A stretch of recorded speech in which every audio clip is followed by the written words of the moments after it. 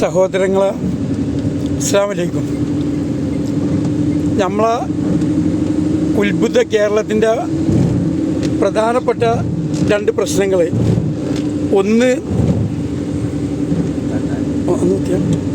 ഒന്ന് തെരുവുനായ പ്രശ്നം, രണ്ട് നമ്മളെ വീട്ടിലെ വേസ്റ്റുകൾ, മാലിന്യങ്ങൾ സംസ്കരിക്കാനുള്ള അത്. ഈ മഴക്കാലമൊക്കെ വരുമ്പോൾ ലക്ഷക്കണക്കിന് ടണ്ണ് വേസ്റ്റുകൾ കോഴിക്കോട് നെല്ലളം അരീക്കാടൊക്കെ കണ്ടിട്ട് കൊടുത്തിട്ടിട്ട് ദുർഗന്ധങ്ങൾ, ഹൈവേമൊക്കെ വരെ ദുർഗന്ധം വരും. പരിസരത്തുള്ള കിണറുകൾ മുഴുവനും മാലിന്യമാണ്, പരിസരത്തുള്ള വീട്ടിൽ മുഴുവനും പ്രശ്നങ്ങൾ വരികയാണ്.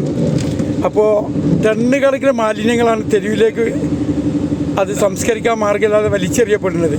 മറ്റൊന്ന്, നമ്മൾ പിഞ്ച് മക്കൾ സ്കൂളിലും മദ്രസിലും മറ്റുള്ള ആവശ്യങ്ങൾക്കും വേണ്ടി പോകുമ്പോൾ തെരുവുനായ ശല്യം.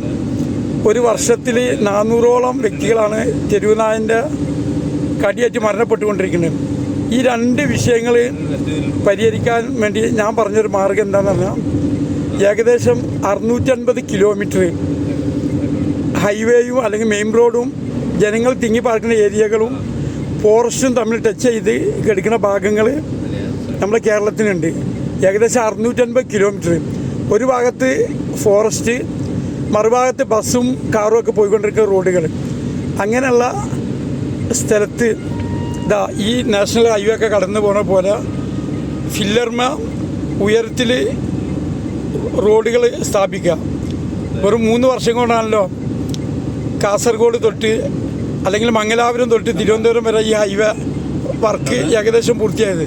അതുപോലെ ഈ ഫോറസ്റ്റുമ്പോൾ ടച്ച് ചെയ്തെടുക്കുന്ന റോഡുകൾ, അത് ഹൈവേ റോഡുകളാണെങ്കിലും സാധാ റോഡുകളാണെങ്കിലും ഫില്ലർമ ഉയരത്തിൽ റോഡുകൾ സ്ഥാപിച്ച് അതിൻ്റെ അടിഭാഗത്ത് വലിയ കൂടുകൾ വെച്ച് ഫോറസ്റ്റിൻ്റെക്ക് ഡോറ് തുറന്ന് വെച്ച് ബാക്കിയുള്ള ഭാഗം ഇരുമ്പിൻ്റെ കൂടുകൾ, ഈ പുലിനെയും നായിനെയൊക്കെ നമ്മൾ സാധാരണ കൂട്ടിൽ ആക്കുന്ന രൂപത്തിൽ വലിയ കൂടുകൾ ഈ 650 കിലോമീറ്ററും റോഡിൻ്റെ അടിഭാഗത്ത് കൂടി കൂടുകൾ സ്ഥാപിച്ച് അവിടെ തെരുവുനായകളെ മയക്കുവെടി വെച്ച് കംപ്ലീറ്റ് കേരളത്തിലുള്ള തെരുവുനായകൾ അവിടെ കൊന്ന് വിന്യസിപ്പിക്കുക. എന്നിട്ട് ഫോറസ്റ്റിൻ്റെ ഭാഗത്തേക്ക് ഡോറ് വെച്ച് കൊടുക്കുക.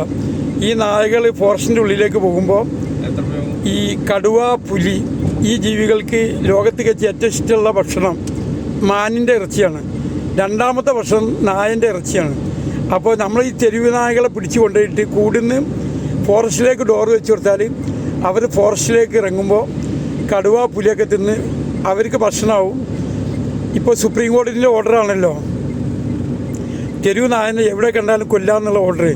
നമ്മളെ തെരുവിൽ വെച്ച് കൊല്ലണ്ട, അവരെ ഈ മാർഗത്തിലൂടെ ഫോറസ്റ്റിനോട് ബന്ധപ്പെട്ട നമ്മൾ സ്ഥാപിച്ച കൂട്ടിൽ നിക്ഷേപിച്ചാൽ മതി.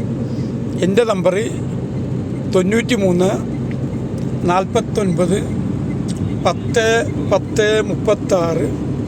C Hamsa Pakara, Malappuram district, Kerala, India.